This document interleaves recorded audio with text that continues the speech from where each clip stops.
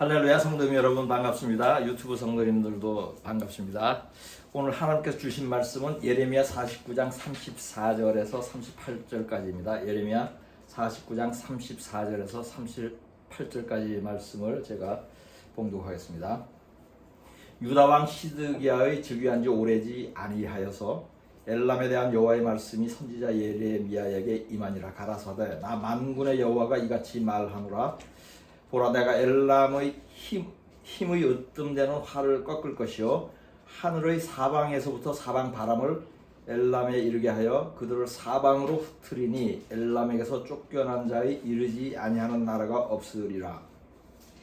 나 여호와가 말하노라. 내가 엘람으로 그 원수의 앞 그 생명을 찾는 자의 앞에서 놀라게 할 것이며 내가 재앙 곧 나의 진노를 그 위에 내릴 것이며 내가 또 그 뒤로 칼을 보내어 그를 진멸하기까지 할 것이라. 내가 나의 위를 엘람에 베풀고 왕과 족장들을 그곳에서 멸하리라. 여호와의 말이니라. 아멘. 주님의 재림을 제외하고 구약의 모든 예언이 성취되었습니다. 구약의 예언서에는 이스라엘을 둘러싸고 있는 적들이 결국 멸망한다고 예언합니다. 이러한 예언은 고대에도 성취된 것이 있지만 마지막 때에도 성취됩니다.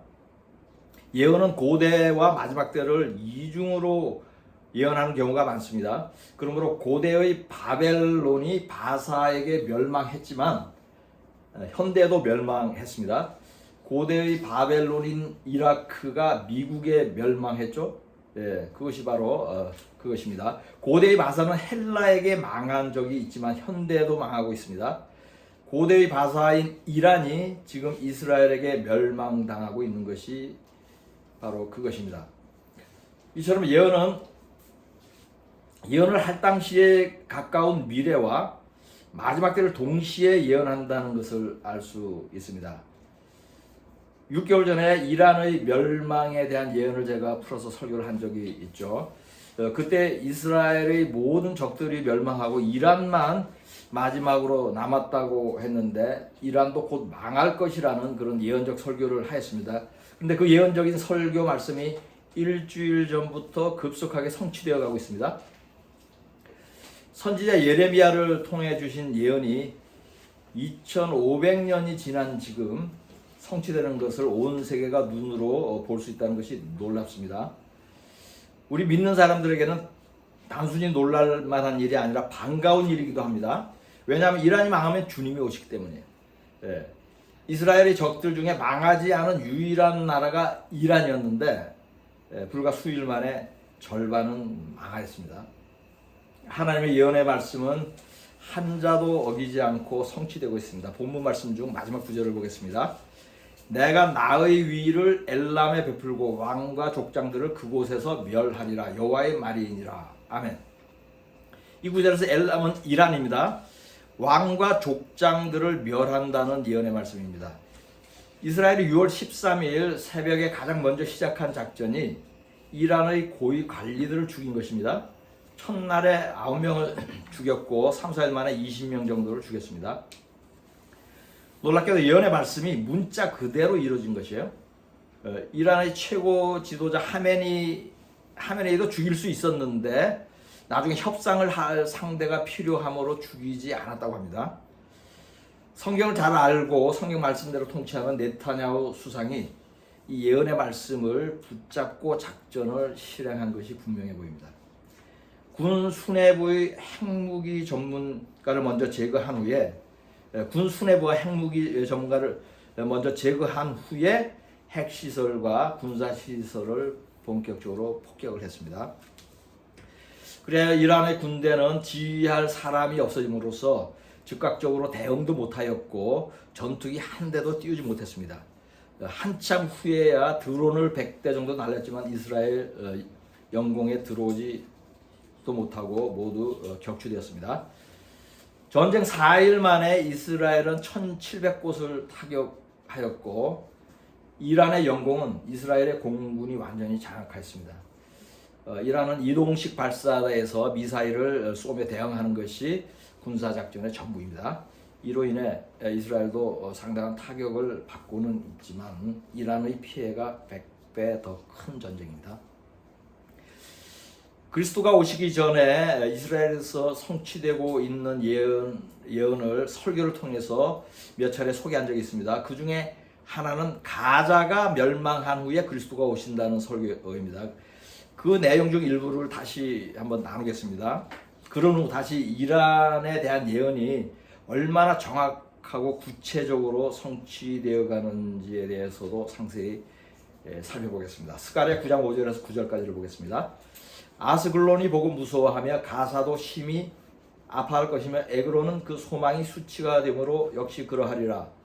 가사에는 임금이 끊어질 것이며 아스글론에는 주민이 없을 것이며 아스도세는 잡족이 거주하리라. 내가 블레셋 사람의 교만을 끊고 그의 입에서 그의 피를 그의 입 사이에서 그 가증한 것을 제거하리니 그들은 남아서 우리 하나님께로 돌아와서 유다의 한 지도자같이 되겠고 에그론은 여부스 사람같이 되리라.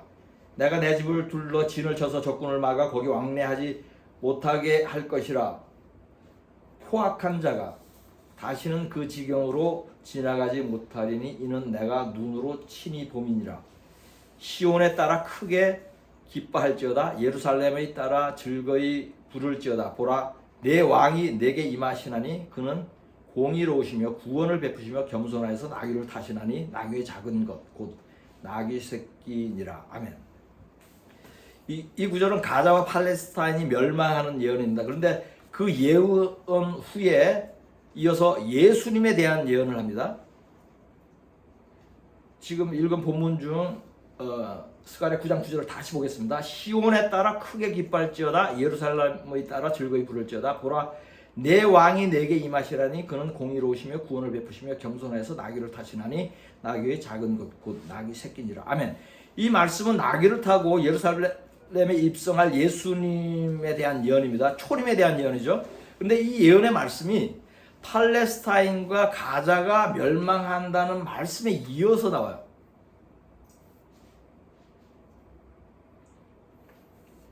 우리는 여기서 영감을 받을 수 있습니다. 가자의 멸망 직후에 주님이 오신다는 것이에요.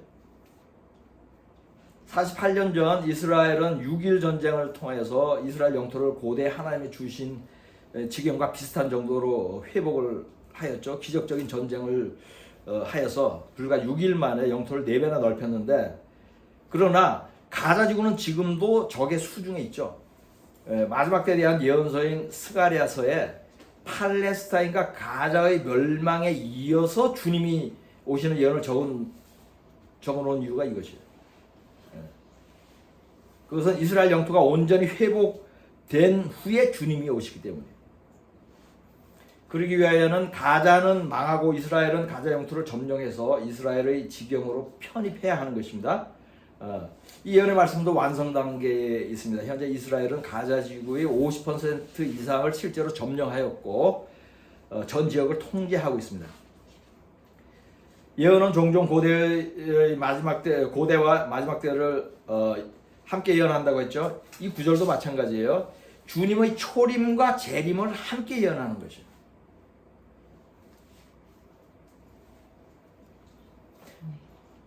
지금까지는 이 구절을 예수님이 초림에 대한 예언으로만 이해하였다면 이제는 예수님이 재림도 예언한다는 것을 새롭게 깨달아야 하는 것입니다.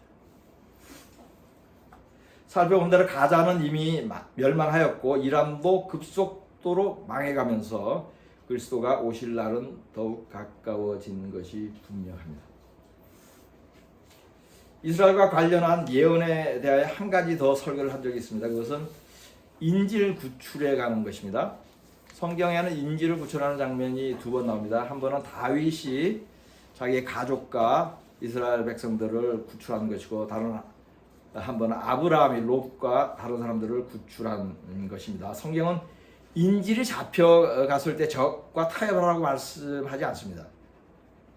이 두 가지 예에서 보면 적을 무찌르고 구해오라는 것입니다. 그런데 지금 소개하려는 것은 인질 구출 작전에 관한 것은 아니에요. 아브라함이 적에게 잡혀간 조카 롯과 여러 사람을 구출한 후에 돌아오는 길에 누구를 만났다? 멜기세덱을 만난 사건에 대한 것이에요. 히브리서 7장 1절에서 4절까지를 보겠습니다. 이 멜기세덱은 살렘 왕의 지극히 높으신 하나님의 제사장이라 여러 왕을 쳐서 죽이고 돌아오는 아브라함을 만나 복을 빈자라. 아브라함이 모든 것의 10분의 1을 그에게 나누어 주니라. 그 이름을 해석하면 먼저는 의의 왕이요, 그 다음 살렘 왕이니 곧 평강의 왕이요, 아버지도 없고 어머니도 없고 족보도 없고 시작한 날도 없고 생명의 끝도 없어 하나님의 아들과 닮아서 항상 제사장으로 있느니라. 이 사람이 얼마나 높은가를 생각해보라. 조상 아브라함도 노략물 중 10분의 1을 그에게 주었느니라. 아멘. 멜기세덱은 평강의 왕이고 의의 왕입니다. 부모도 없고 족보도 없고 하나님의 아들을 닮았다고 합니다. 아브라함이 11조를 바칠 정도로 높은 사람입니다. 히브리서 7장 전체를 읽어보면 멜기세덱은 예수 그리스도입니다. 아브라함이 그리스도를 만난다면 의복을 차려입고 나를 정하여서 예식을 갖추어서 만나는 것이 마땅합니다. 그런데 그렇게 만나지 않았습니다. 포로를 구하는 전쟁을 치르고 지나가는 길에 만났어요. 이때 아브라함의 몰골은 단정하지 않았을 것이 분명합니다. 전쟁 후라 얼굴에 땀과 먼지가 많이 묻었을 것입니다. 몸과 마음이 지쳐 있었을 것이에요. 그러한 모습으로, 그런 초췌한 모습으로 만왕의 왕 대신 예수 그리스도를 만난 것입니다. 이 장면도 스가랴서에서 가자가 망한다는 예언에 이어서 예수님의 초림을 예언한 것처럼 조금 어색하죠? 네, 저는 어색하게 보입니다. 2023년 10월 7일에 발생한 테러로 이스라엘 사람들이 많이 죽고 인질로 잡혀간 사건을 보면서 저는 영감을 받았습니다. 아브라함이 인질을 구출해 오면서 멜기세덱을 만나게 되는 사건이 우연이 아닙니다. 4천년 후에 지금 이스라엘 백성이 인질로 잡혀가고 구출될 때에 그리스도가 오신다는 것을 예언한 사건이라는 영감을 받은 것입니다.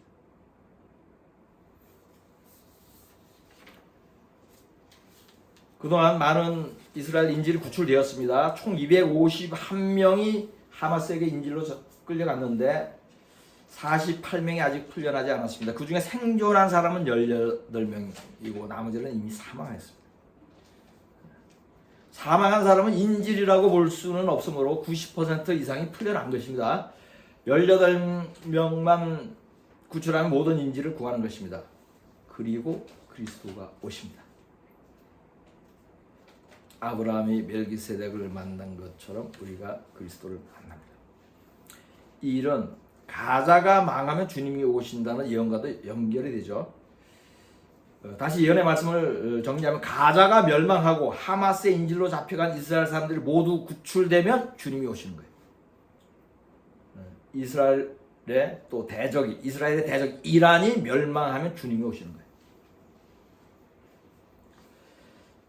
이란의 멸망에 대하여 조금 더 자세히 살펴보겠습니다. 본문 말씀은 이란이 망하는 내용을 구체적으로 묘사하고 있습니다.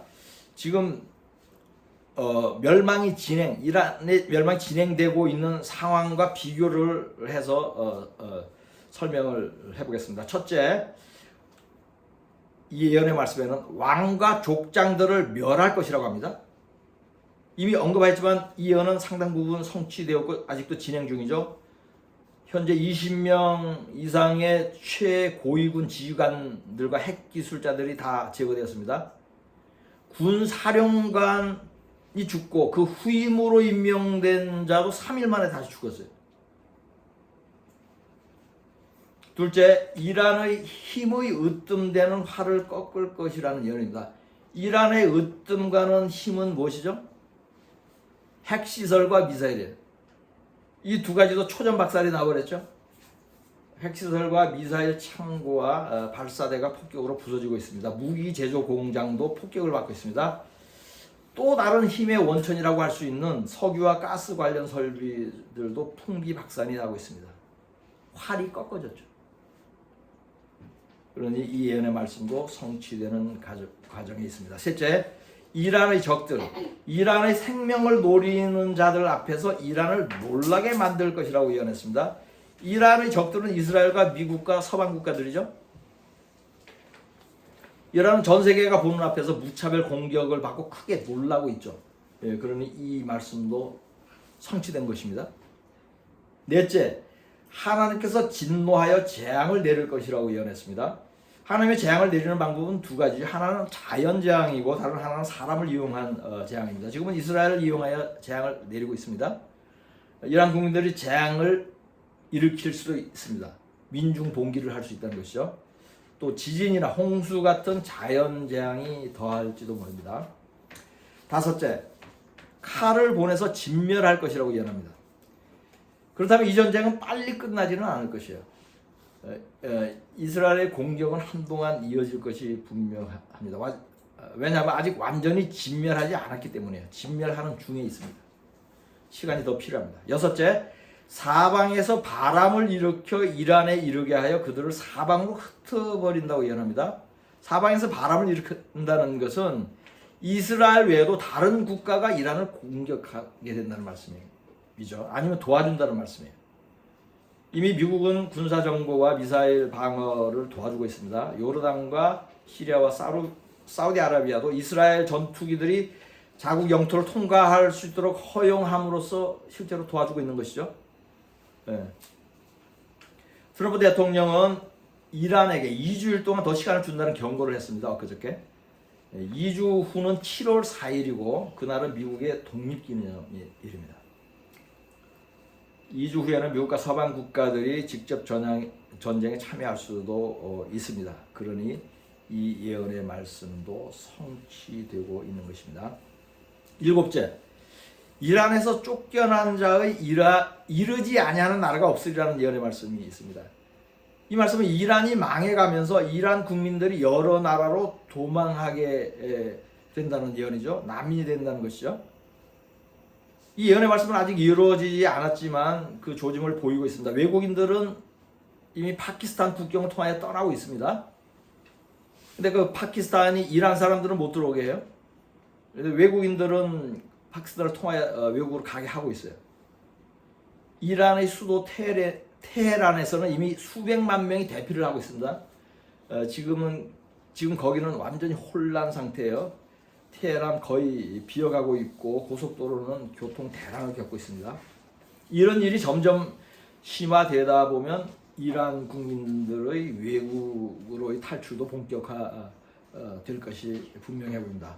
이 일이 성취되려면 이란은 더욱 큰 공격을 계속 받아야 할 것입니다.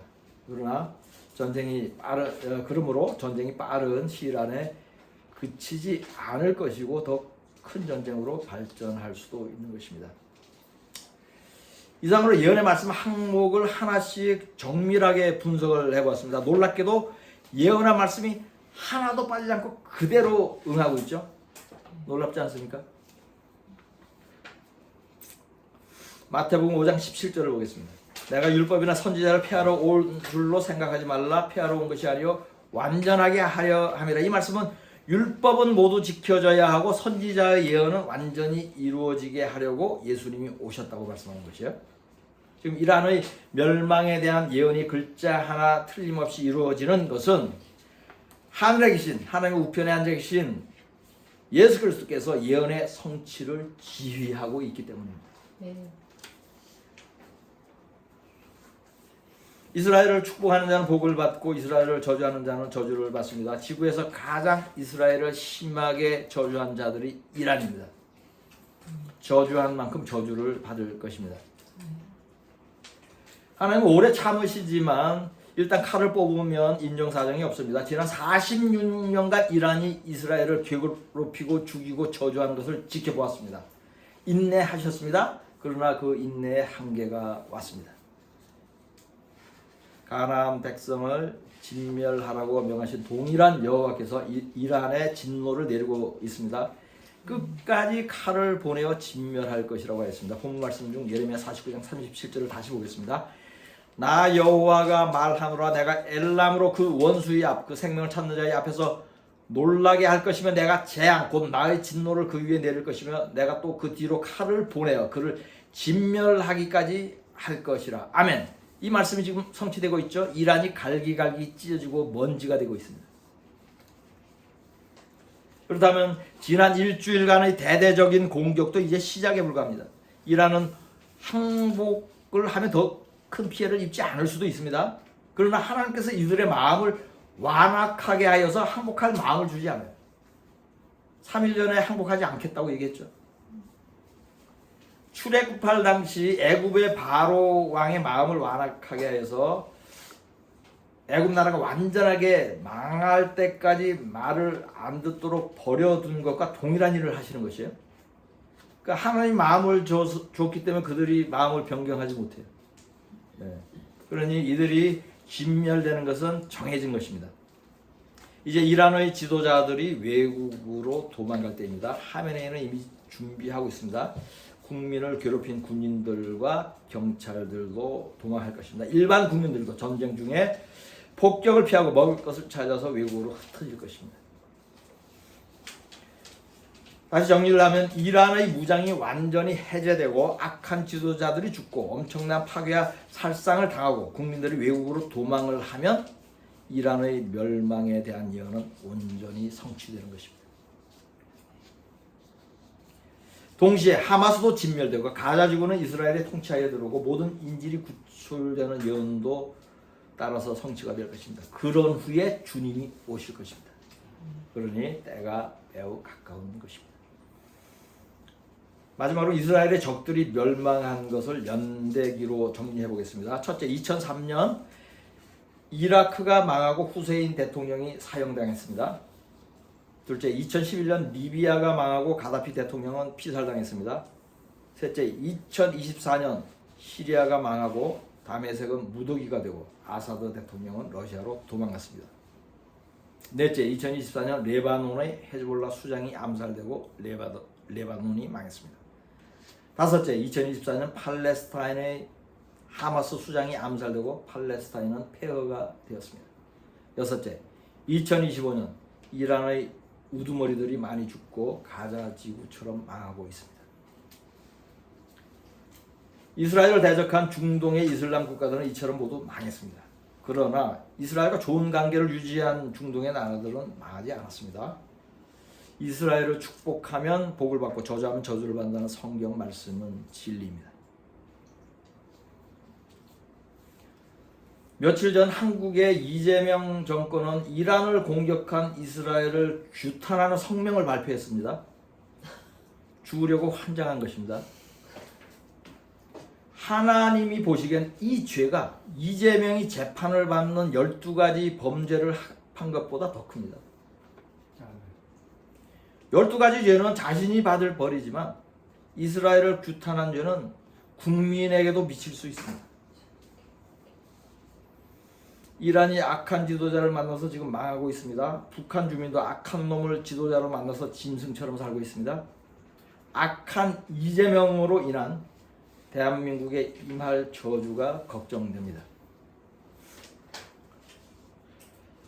그럼에도 불구하고 우리 믿는 자들은 소망을 잃지 않아야 합니다. 그 소망은 주님이 다시 오시는 것입니다. 가자가 멸망하고 이란이 멸망하면 그리스도가 오십니다. 속히 이러한 모든 예언이 성취되고 공중에서 주를 보게 되기를 간절히 소망하며 기도합니다. 본문 말씀으로 설교를 마치겠습니다. 유다왕 시드기야의 즉위한 지 오래지 아니하여 엘람에 대한 여호와의 말씀이 선지자 예레미야에게 임하니라 가라사대 나 만군의 여호와가 이같이 말하노라 보라 내가 엘람의 힘의 으뜸되는 활을 꺾을 것이요 하늘의 사방에서부터 사방 바람을 엘람에 이르게 하여 그들을 사방으로 흩으리니 엘람에서 쫓겨난 자에 이르지 아니하는 나라가 없으리라. 나 여호와가 말하노라 내가 엘람으로 그 원수의 앞 생명을 찾는 자의 앞에서 놀라게 할 것이며 내가 재앙 곧 나의 진노를 그 위에 내릴 것이며 내가 또 그 뒤로 칼을 보내 그를 진멸하기까지 할 것이라. 내가 나의 위를 엘람에 베풀고 왕과 족장들을 그곳에서 멸하리라. 여호와의 말이니라. 아멘.